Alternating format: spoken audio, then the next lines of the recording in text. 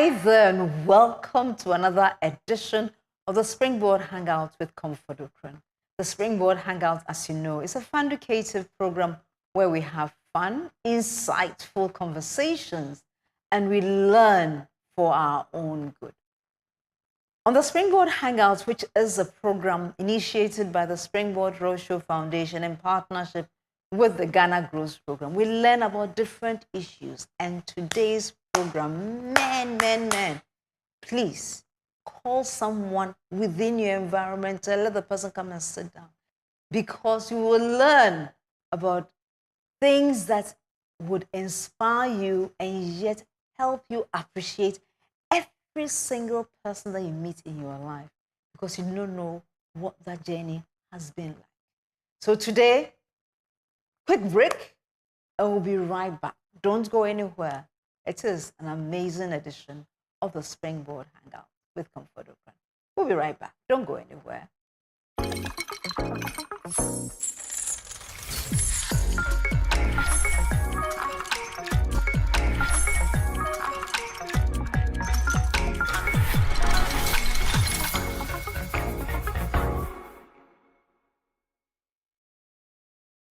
Welcome back to the Springboard Hangout with Comfort Ocran.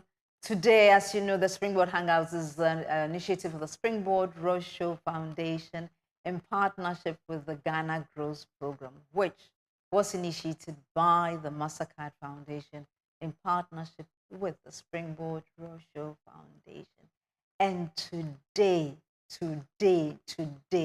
is a beautiful journey about faith, about love, about resilience, and about courage. Today, we are going to be inspired by the journey of one family, but most especially one woman, Vanessa Rich Bennett, who happened to live through a curveball at her, and how she navigated that challenge, and very importantly, has grown something significant out of that challenge, is one we must all sit down and listen. So today, help me welcome Vanessa to the Springboard Hangouts. Vanessa, you're most welcome. Thank you. Great to see you. Vanessa, I have you here, and I'm sure someone at home is wondering, Vanessa, what is Vanessa doing in the studio? What do you have to tell us? Today, I'm going to share my story with you. A story about how I navigated premature birth of my third child, Heavenly, and what has come out of it. I presume when you finished university, you had life all mapped out. There was no turn, left turn. It was just straight. You reach a junction, then you just cross over, isn't it? Yes. What course did you do in uni? Geography. Geography in KNUST. Yes. Fantastic. And then you met the husband of your dreams. Yes. Alfred. You met Alfred and you were in love head over heels, and then you got married. Yes. And then when you got married, you got two children rapidly, right? Rapidly. And you were like, yeah, it is what it is. Okay, I have 2 children now, so now no more children. Or you decide that doesn't matter, let me just do the third one. No, I decided no more children. No more children. My journey is crazy. I had the one child, the first one, and my mom had come around to help with the child, and she told me that when you're breastfeeding, you cannot conceive. I don't know if it's a myth. It's a myth. Yeah. And so I was breastfeeding, and then around my baby's 6 months, I kept falling sick here and there. I went to the hospital, and pregnancy was the last thing on my mind. But then I was pregnant, and I was already 3 months gone. Oh, Lordy, have a mercy. And so my first and my second are 1 year apart. They are basically twins. Almost twins. When I go out with them, people see them. I have to make the distinction. They are not twins.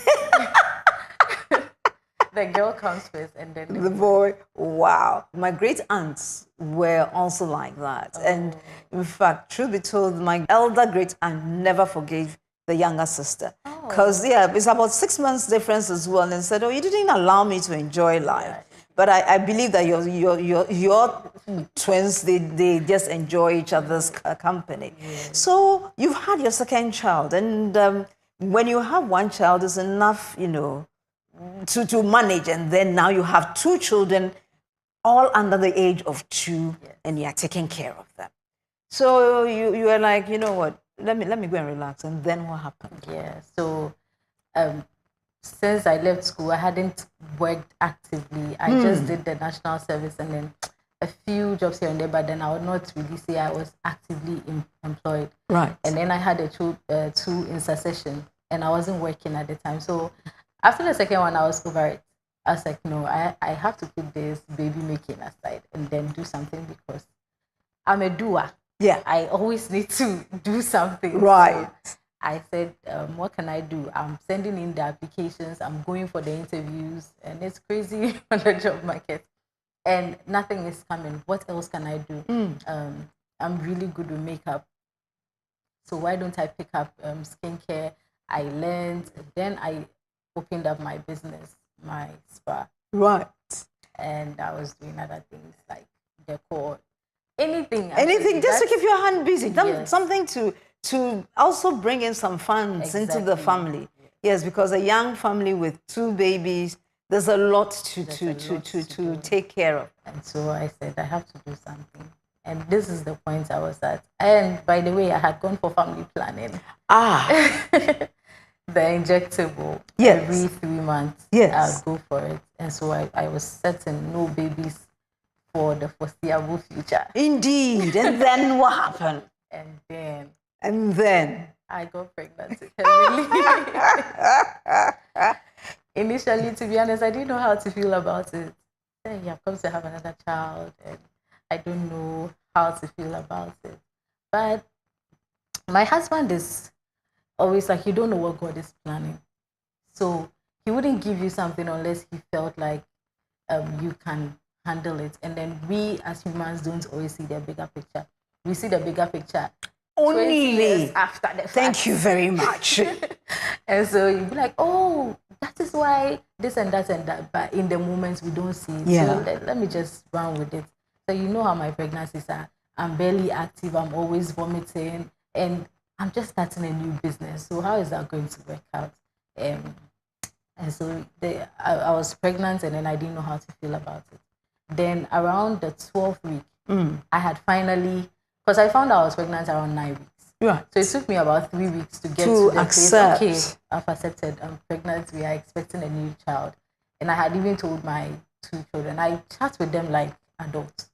And so I told them that we are expecting a new, and then they asked me, so when is the baby going to come? I said, oh, never. Because they want, once you tell them something, it must happen immediately. Exactly. Right. And around my 14th week, I suddenly lost fluid. In the middle of the night, I just felt a gush. And I have 2 children. I had never felt that gush. I only saw it online when women talked about it, their birth experience, and they said, oh, my water broke. My water has never broken. My 2 children, I went 39 weeks and 5 days, 39 weeks and 6 days, and then I was in labor and everything, but I never saw a gush. Yeah. And so this one, what is this gush doing? I woke up, I was panicked. I actually thought I had miscarried the baby. And then we went to pray, because this is one thing about us. We would always reach for our oil and then anoint ourselves and pray, and we don't know what's going on. Then we went to the hospital.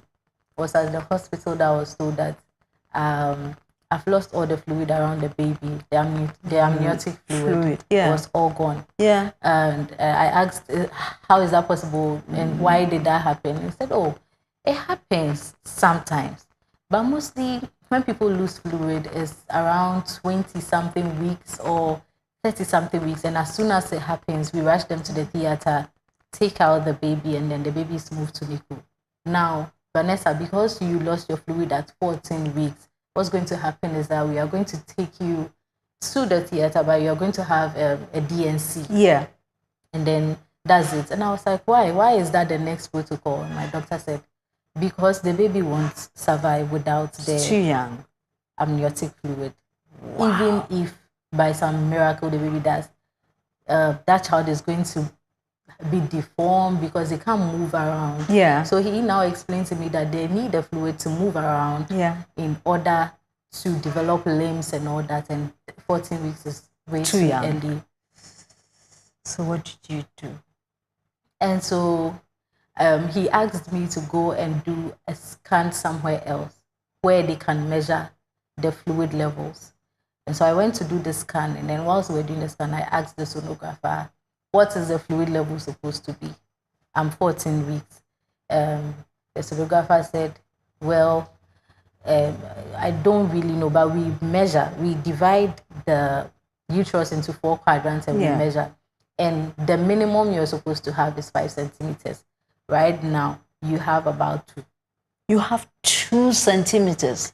And everybody, right from the first hospital I went to, where I went to do the scan, everybody kept saying, how is the baby still alive? Or how is the fetus still viable? That's how they put it. Yeah. And that it should have passed because I lost the fluid around 2 a.m. Yeah. And then it was well within the day and there was nothing wrong. You can hear that heartbeat. Everything was fine. And all the parameters for a 14-weeker, the baby had it, just no fluid. Wow. And so I came back to the hospital. The doctor said, in my professional opinion, I'm going to tell you that we need to do a DNC. This, in no world does this end well for you. And I just looked at my husband and then we both said, but the baby is okay. Then we are keeping the baby. Amen. We thank God for his hand being around our babies so that even when the logical doesn't seem to make enough sense, God still keeps our babies. Yeah. So what happened next, Vanessa? This threw me into a very wild third pregnancy. Every week I had to go for a scan to check how much fluid I now had. Yeah. Apart from the scans, I was on admission in and out. I wasn't well. But every time, every week, I would go for the scan. And then, even though the fluid level would have improved just a little bit, everybody would say, why is the baby still okay? What's happening? Because God has a plan for her. Because of that, I remember I wrote in my journal that I don't know why everybody, and because of what was happening, I went to different facilities to get different opinions. And everybody kept saying it is not supposed to be so. And so I wrote in my journal that I don't know why it is not supposed to be so, but it is. The day I go and the fetus is in distress or something is wrong is the day that I know that, okay, you have to end this. Yeah. But God, I promise you, if this baby is okay, anywhere I go, I will tell people that it was 2023. In 2023, miracles still happen. Because you read our miracles in the Bible and some of them are far-fetched. Some of them are so many years away that they don't seem like they even occur presently. And I said, I will tell anybody that cares to listen. I don't even know how I'll work it into a conversation, but then it will be there. I will just say it that I don't know what you're going through, but look, in 2023, God did this. Right now, for me, I always say this thing. I joke with it. I say, it's too late. If the devil wanted to tell me that God doesn't exist, I've done it sometime ago. Right now, it's too late. It's too late. It's too late. It's too late. It's too late. Because what I have lived through and what I've seen, it could only be God. It can only be God. We're learning and hearing something unique, something interesting, something that takes hope and courage and faith in not just you, the individual, but in God. And so we are traveling the journey, and right now we are about 20 weeks into the pregnancy with Vanessa. Vanessa is a mother of a premature baby, and she's telling us how that journey went. Vanessa, So you're going week, we are literally living day by day, week by week, because the baby in your womb had very little fluid, less than about 3% fluid around her. Yeah. So what happened? So I chronicle everything extensively in my book, 27 Weeks of Courage. So because of that, I'm not going to really go into details because of time. But I lost blood at 16 weeks. 16 weeks. And I was so back at 12, the first challenge happened. At 14. At 14, the first challenge happened. Then 2 weeks later, we lost blood. Yes. Then what else happened? I was back on admission. But week after week after that, I was always going for my scans, checking the fluid level. And by the way, there's no cure for oligohydramnios. There's nothing you can do about it. It's just the fluid that your body generates and the baby pees. That's what is around the baby. So once it's gone, it's gone. You cannot generate it. But I did some research and then I found out some supplements that can help boost it. And so I took that to my doctor and I asked him, is it true that arginine can do this? And he said, yes, arginine can, but you cannot get arginine to buy. Like it's not like folic acid that you can go and buy. It's something that would have to not just prescribed, but it has to be flown in, I presume. No. So according to him, it's not made. You find arginine in other medications. Like when you buy Precare, it's part of the... Okay. But it's not made by alone itself as arginine. But I found arginine. Where? I had it flown in. And it was it was administered to you. Yes. And it helped? It helped.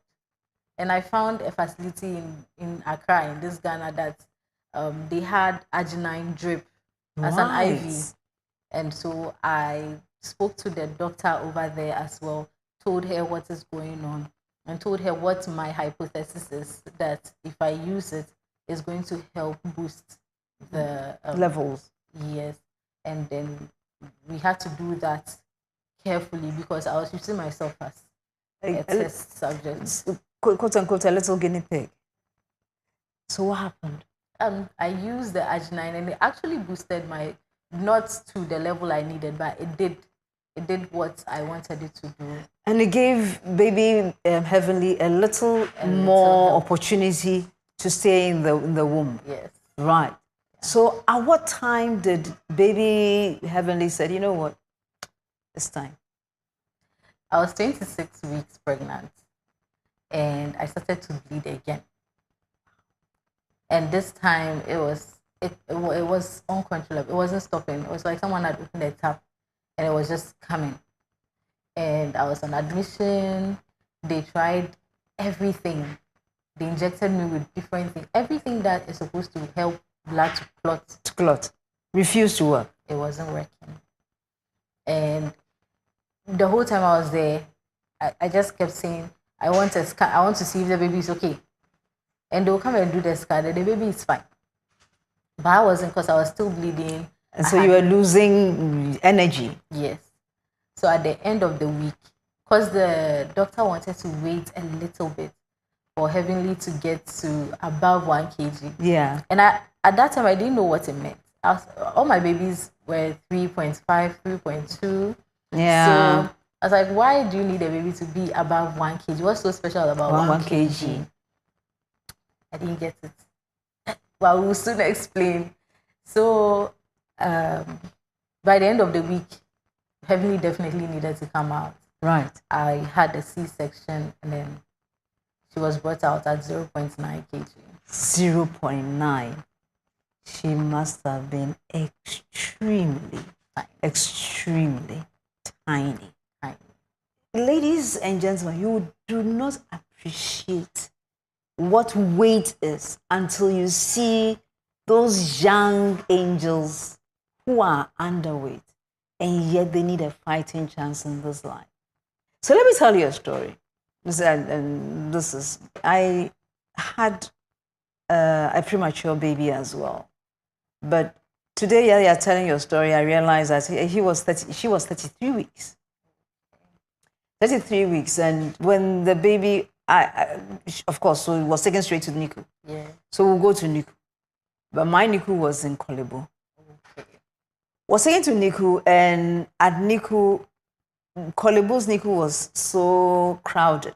So she was put between two males in the same NICU chamber, incubator. And she was so tiny. When finally, by the end of the week, thank God, God gave us grace to go home. When I took her to someone, and this was somebody that, I really believed, and the person said, Minine, in Ghana, what is this? Because she didn't look human.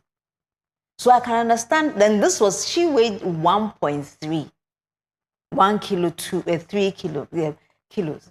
But yours weighed 0.9. Tell us, how did you manage?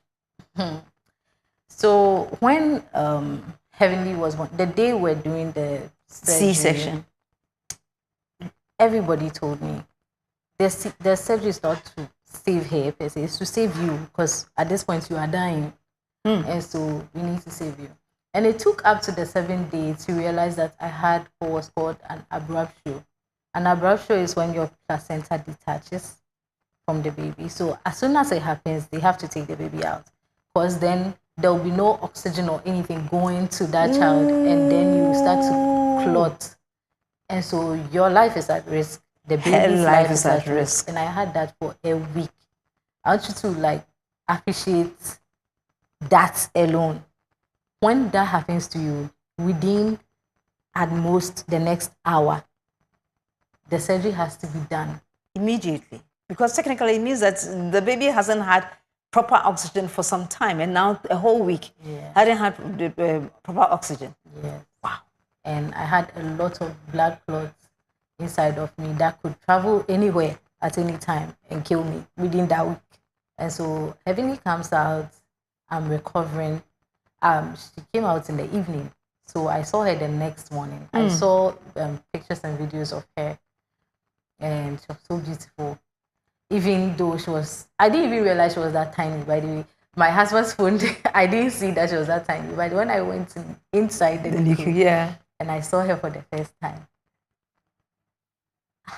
I was just looking at her like, that's my baby. How is she going to survive? Because she was so small, she could fit inside the palm of my hand. I tell you. She was so small, and then her breathing was so labored. Because her lungs hadn't fully developed. And honestly, she had gulped a whole lot of my blood within the air. So they kept pumping her stomach so that the blood would come out. It was just...